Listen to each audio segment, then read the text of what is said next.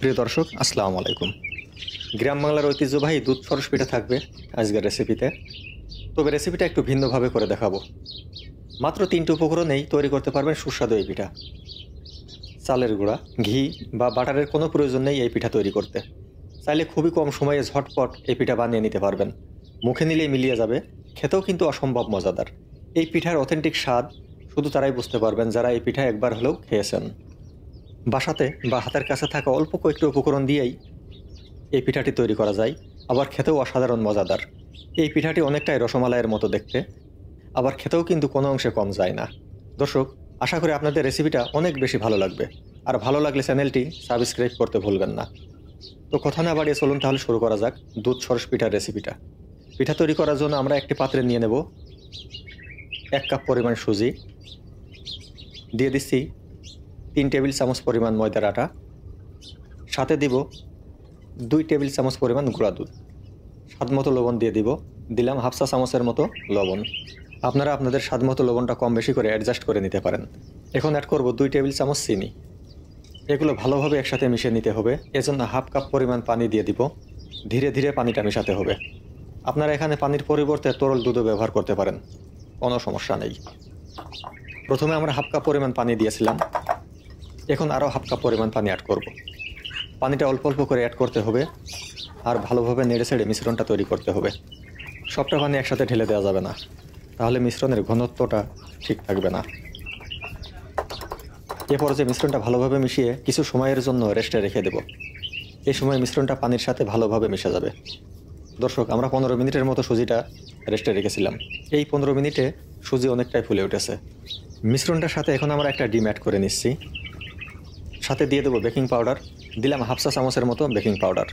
আপনারা চাইলে ডিমটা স্কিপ করতে পারেন, বাট বেকিং পাউডার এবং ডিমের জন্য পিঠা অনেক বেশি তুলতুলে নরম এবং একই সাথে ভেতরটা অনেক বেশি সফট হবে। নরম এবং সফট হলে পিঠার মধ্যে রসও কিন্তু খুব ভালোভাবে ঢুকবে। এখন 1/4 চা চামচের মতো এলাচ গুঁড়া দিয়ে দিব। এলাচ গুঁড়া দেওয়া হলে ডিমের গন্ধটা আর থাকবে না, একই সাথে আলাদা একটা এলাচি এলাচি ফ্লেভার আসবে। চাইলে আপনাদের পছন্দের ফ্লেভারের জন্য এলাচের পরিবর্তে দারুচিনি, লবঙ্গ বা অন্য কোনো ফ্লেভার অ্যাড করতে পারেন। পিঠা তৈরির জন্য মিশ্রণটা কাপে ভরে ভাপিয়ে নেব আমরা। আপনারা চাইলে আপনাদের পছন্দের শেপে ছোটো বড়ো কাপে বা ছোটো বড়ো বাটিতেও ভাপিয়ে নিতে পারেন। যাই হোক, কাপে ভাপিয়ে নিলে পিঠার আকৃতিটা অনেক সুন্দর আসে এবং একই সাথে আকারেও ছোট হয়। পিঠাগুলো ছোটো ছোটো হলে দেখতে কিন্তু বেশ ভালোই লাগে। কাপের ভেতরে আমরা তেল মেখে নেব। তেল মেখে নিলে ভাপানোর পর পিঠাগুলো কাপ থেকে বের করতে সুবিধা হয়। লক্ষ্য রাখবেন, কাপ কিন্তু পুরোপুরি ভরে দেওয়া যাবে না। একেবারে ভরে দিলে পিঠার শেপটা নষ্ট হয়ে যেতে পারে। সবটা মিশ্রণ আমরা কাপে ভরে নিলাম। এখন একটা পাত্র চুলার উপর বসিয়ে দিয়েছি। পাত্রে কিছুটা পানি দিয়ে দিয়েছি। চুলার ফ্লেমটা এ পর্যায়ে মিডিয়াম আঁচে রাখতে হবে। পাত্রের পানি যখন ফুটতে শুরু করবে তখন পিঠার কাপগুলো পাত্রের মধ্যে একটু সাবধানে বসিয়ে দিতে হবে। পাত্রের মধ্যে একটা স্ট্যান্ড বসিয়ে দিয়েছি আমরা। এই স্ট্যান্ডের উপরে এই পিঠার কাপগুলো বসিয়ে দেব। দর্শক, দেখতে পাচ্ছেন আমরা পিঠার কাপগুলো এইভাবে পাত্রের মধ্যে বসিয়ে দিয়েছি। বসানো হয়ে গেলে পাত্রের ঢাকনাটা লাগিয়ে দিতে হবে। চেষ্টা করবেন মাটি অথবা চীনামাটির পাত্র ব্যবহার করার জন্য, তাহলে তাপে ফেটে বা ভেঙে যাওয়ার কোনো চান্স থাকবে না। এ পর্যায়ে পিঠাগুলো 10-15 মিনিটের মতো ভাপিয়ে নিতে হবে। আমরা পিঠাগুলোকে প্রায় 15 মিনিটের মতো ভাপিয়ে নিলাম।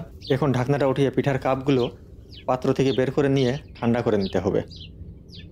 আমরা একটা পিঠা চেক করে নেব যে ভেতর থেকে ভালোভাবে সেদ্ধ হয়েছে কিনা। দেখতে পাচ্ছেন পিঠাটি ভেতর থেকে বেশ ভালোভাবে সেদ্ধ হয়েছে। একে একে সবগুলো পিঠা আমরা ভাপিয়ে সেদ্ধ করে নিলাম। পিঠাগুলো আমাদের তৈরি হয়ে গেছে। সবগুলো পিঠা ভাপানো শেষ আমাদের। পিঠাগুলো কিন্তু অনেক বেশি নরম, তুলতুলেও সফট হয়েছে। পিঠাগুলো ঠান্ডা হওয়ার জন্য কিছুক্ষণ রেখে দেব। পিঠাগুলো ঠান্ডা হয়ে গেলে কাপ থেকে বের করে আনবো। পিঠা বের করার সময় খুব বেশি চাপাচাপি বা জোরাজুরি করা যাবে না, যেহেতু এটা সুজির পিঠা সেহেতু ভেঙে যেতে পারে। সবগুলো পিঠা আমরা কাপ থেকে বের করে নিলাম। পিঠাগুলো কতটা নরম, তুলতুলে আর সফট হয়েছে দেখে নিশ্চয়ই বুঝতে পারছেন।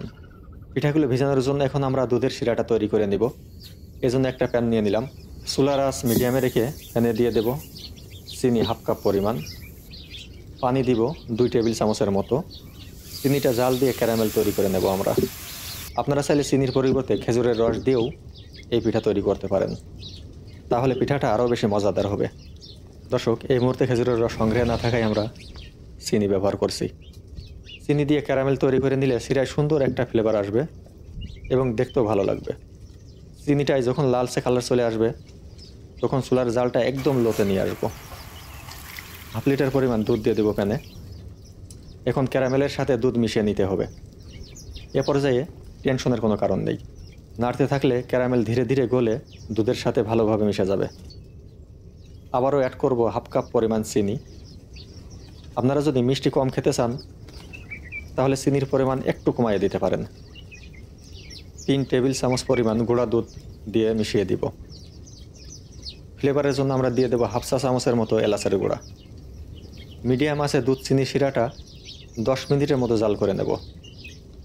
শিরাটা তৈরি হয়ে গেলে গরম গরম শিরাটা পিঠার উপর দিয়ে দিব। শিরাটা যদি ঠান্ডা করে পিঠার উপর দেন তাহলে পিঠার মধ্যে শিরাটা ঢুকবে না, ফলে পিঠার ভেতরটা শক্ত হয়ে যেতে পারে। সবটা শিরা আমরা পিঠার মধ্যে ঢেলে দিলাম। পিঠাগুলো এখন সারা রাত রসে ডুবিয়ে রাখতে হবে, তবে ভুলেও ফ্রিজে রাখবেন না, তাহলে পিঠার অথেন্টিক স্বাদটা পাবেন না। আমরা সেটাই করব। শীত অলরেডি চলে এসেছে। যারা এখন এই পিঠাটি ট্রাই করেননি তারা শীতের এই পিঠাটি একবার হলেও ট্রাই করে খেয়ে দেখবেন। আশা করছি অনেক বেশি ভালো লাগবে। পিঠাগুলো সারা রাত আমরা রসে এইভাবে ডুবিয়ে রেখেছিলাম। রসের মধ্যে সারা রাত ভিজে রাখার পর পিঠাগুলো কিন্তু অনেক বেশি নরম তুলতুলে হয়ে গেছে। পিঠাগুলো কিন্তু রসে ভিজে একদম টয়টুম্বুর হয়ে গেছে।